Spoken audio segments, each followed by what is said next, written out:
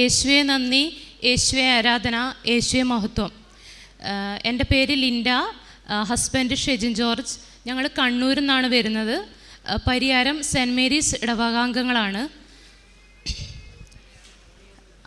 ഹസ്ബൻഡാണ് ഉടമ്പടി എടുത്തത്. 2022 ഓഗസ്റ്റ് 18 ഞങ്ങൾ ആദ്യമായിട്ട് ഉടമ്പടി എടുക്കുന്നത്. അതിനുശേഷം ഞങ്ങൾക്ക് മാതാവ് ഒരുപാട് അനുഗ്രഹങ്ങൾ തന്നിട്ടുണ്ട്. ഞങ്ങളുടെ നിയോഗങ്ങളുടെ മേൽ മാതാവിൻ്റെ കാരുണ്യം ഒരുപാട് ഉണ്ടായിട്ടുണ്ട്. പിന്നീട് ഈ ഉടമ്പടിയുടെ ഈ കാലഘട്ടത്തിൽ ഞങ്ങൾ പൂർണ്ണമായ ഉടമ്പടിയിൽ തന്നെയാണ് ജീവിച്ചത്. കൃത്യമായ കുമ്പസാരം ഉണ്ടായിരുന്നു, കുർബാന കാണും. അങ്ങനെ ഉടമ്പടിയിൽ തന്നെയാണ് ഞങ്ങൾ ജീവിച്ചുകൊണ്ടിരുന്നത്. അങ്ങനെ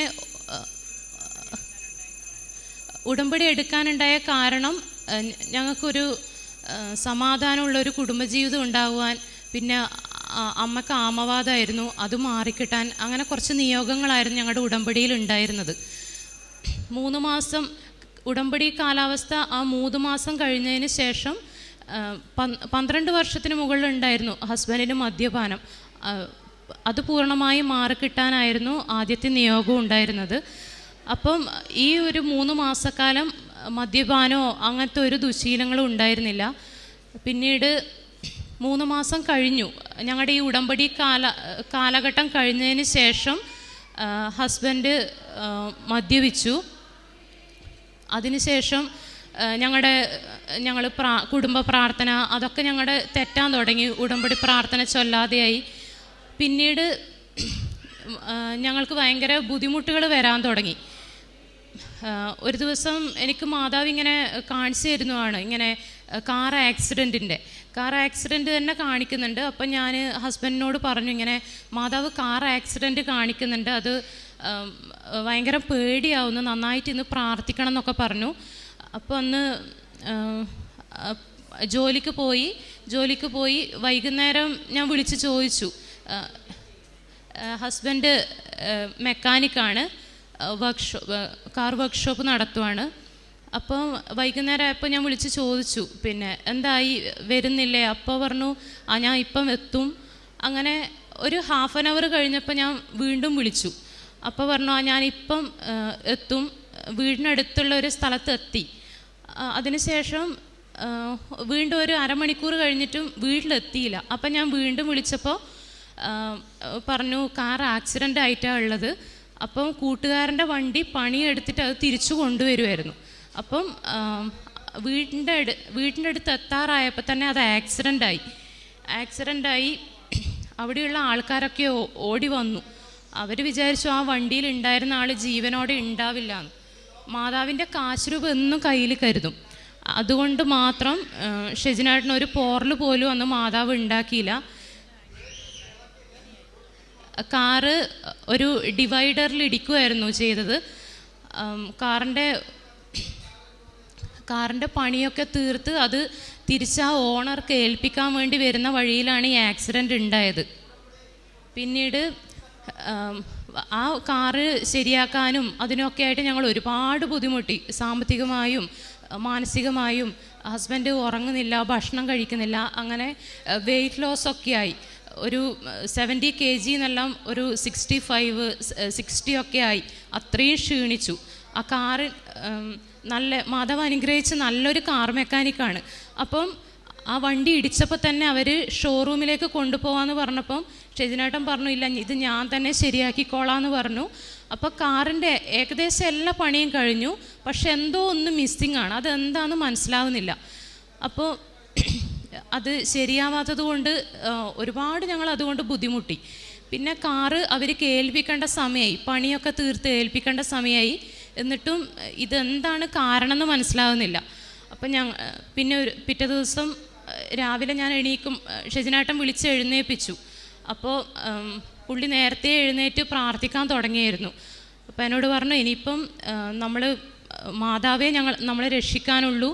അങ്ങനെ ഞങ്ങൾ രാവിലെ തന്നെ പ്രത്യക്ഷീകരണ പ്രാർത്ഥന ചൊല്ലി, ജപമാല ചൊല്ലി.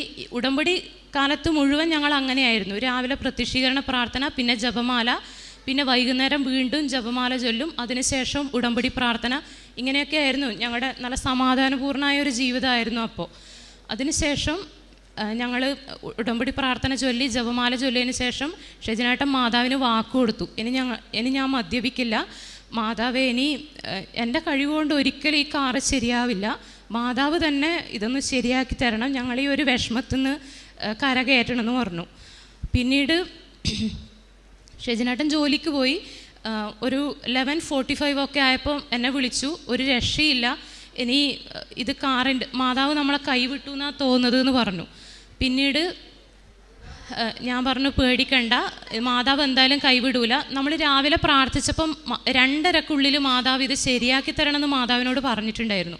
അപ്പോൾ ഞാൻ പറഞ്ഞു ഇപ്പം 12 മണി ആകുന്നതേ ഉള്ളൂ, 2:30 ഇനി ഒരുപാട് സമയമുണ്ട്, സമയത്തിൻ്റെ മാതാവാണ്, നമുക്ക് അതെന്തായാലും മാതാവ് ആ സമയത്തിനുള്ളിൽ ശരിയാക്കി തരുന്നു ഞാൻ ഷെജിനേട്ടനൊരു ഉറപ്പ് കൊടുത്തു.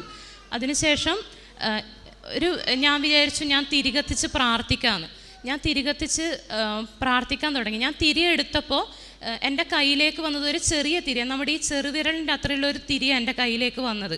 അപ്പോൾ അത് ഓൾറെഡി നമ്മളത് എപ്പോഴും കത്തിക്കും, അത് കെട്ടുകെട്ട് പോകുന്ന എന്തോ വാട്ടർ കണ്ടൻറ്റ് എന്തോ ഉള്ളത് കൊണ്ട് കെട്ടുകെട്ട് പോകുമായിരുന്നു ആ തിരി. അങ്ങനെ അപ്പം ഞാൻ മാതാവിനോട് പറഞ്ഞു, മാതാവേ ഓരോരോ ആൾക്കാർ പ്രാർത്ഥിക്കുമ്പോൾ മുല്ലപ്പൂവിൻ്റെ മണം അങ്ങനെ ഓരോ മാതാവിൻ്റെ പ്രസൻസ് അവരെ അറിയിക്കാറുണ്ട്. അപ്പോൾ എനിക്ക് മാതാവ് ഞങ്ങളുടെ പ്രാർത്ഥന കേൾക്കും, ഞങ്ങളുടെ ഈ ഒരു അവസ്ഥയിൽ ഞങ്ങളെ സഹായിക്കുന്നുണ്ട് എന്ന് മനസ്സിലാക്കുന്നതിന് ഈ തിരി ഞാൻ ഒരു 20 മിനിറ്റ്സ് മാത്രമേ ആ തിരി കത്തുള്ളൂ, അത് അത്രേ ഉണ്ടായിരുന്നുള്ളൂ. അപ്പോൾ ഞാൻ വിചാരിച്ചു, മാതാവിനോട് ഞാൻ പറഞ്ഞു, മാതാവേ ഇതൊരു 1/2 hour ഞാൻ ബൈബിൾ വായിച്ച് തീരുന്നത് വരെ ഇതൊന്ന് കത്തിച്ച് നിർത്തി തരണേന്ന്. പിന്നെ ഞാൻ ബൈബിൾ വായിക്കാൻ തുടങ്ങി. 1/2 hour മെഴുകുതിരി അങ്ങനെ തന്നെ നിൽക്കുന്നുണ്ട്. പിന്നെ 1 hour ആയിട്ട് മെഴുകുതിരി തിരിയുന്നില്ല. പിന്നെ ഞാൻ ജപമാല ചൊല്ലി, 2 ജപമാല ചൊല്ലി. അതിനുശേഷം തിരുരക്ത ജപമാല ചൊല്ലി. അപ്പം 2 o'clock ആയി.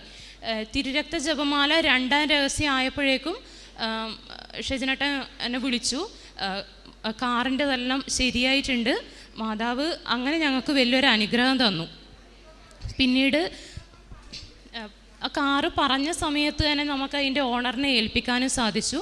പിന്നെ അമ്മ ഒരുപാട് നാളായി 3.5 മാസം അമ്മ ഹോസ്പിറ്റലൈസ്ഡ് ആയിരുന്നു, ആമവാദമായിട്ട് ഒരുപാട് സഫർ ചെയ്തു. അപ്പം അമ്മയ്ക്ക് വേണ്ടി ഞങ്ങൾ ഉടമ്പടി എടുത്തിട്ടുണ്ടായിരുന്നു, ഒരു നിയോഗം അതായിരുന്നു.